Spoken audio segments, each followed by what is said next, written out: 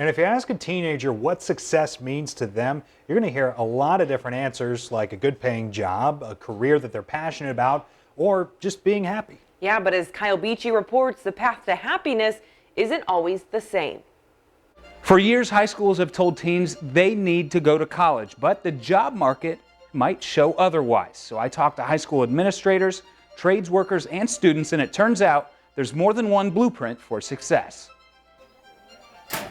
Every year, U.S. News ranks its best high schools in Illinois. They take 5 categories into account: percent of students who took an AP test, passed an AP test, math and reading proficiency, and finally graduation rate. And I think that's where we lose the boat, is it's not just going to college, it's continuing education.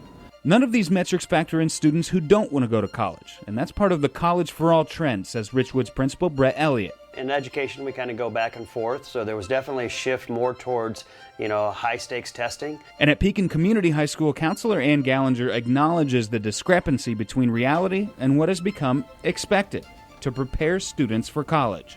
College isn't right for every student, and that there's a lot of opportunities that don't require you to go to college. So why don't schools offer more opportunities outside advanced placement classes? A lot of schools unfortunately lost funding for those programs or have limited, where ours continue to thrive. We interviewed 7 seniors at Pekin Community, most of them going to college and a couple choosing a different route. How many of you are going to college?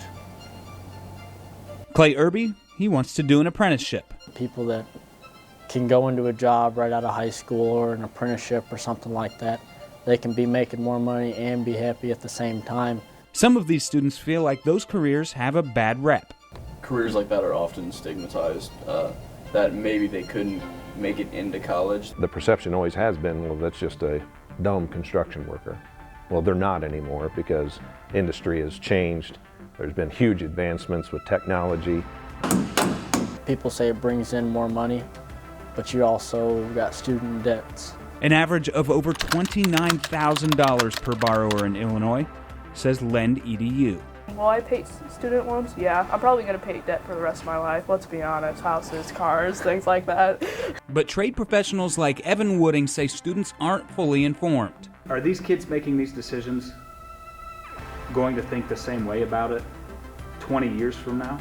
No, they will not. And I don't know how you can bring that reality to light. An engineer-turned-teacher, Andrew Rice, says local schools are getting back to basics, teaching the trades.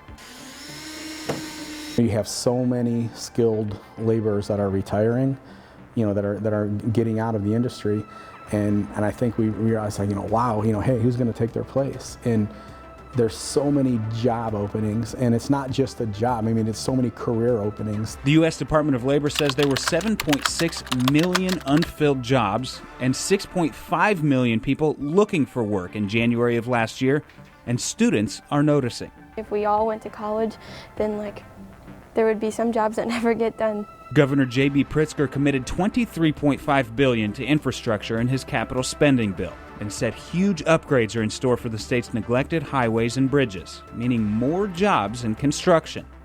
Who said that business job was more important than that trade job? They both are equally important to make society run the way it should. The National Electrical Contractors Association says 10,000 retire every year, but only 7,000 join the field. Brandon Curry, who runs an electrical apprenticeship program, says they're trying to fill that gap. Buildings have got to be built here. The systems inside the buildings have got to be built here. And programs at the Woodruff Career and Technical Center are taking off. What do I want to focus my life and my career on? That's the starting point.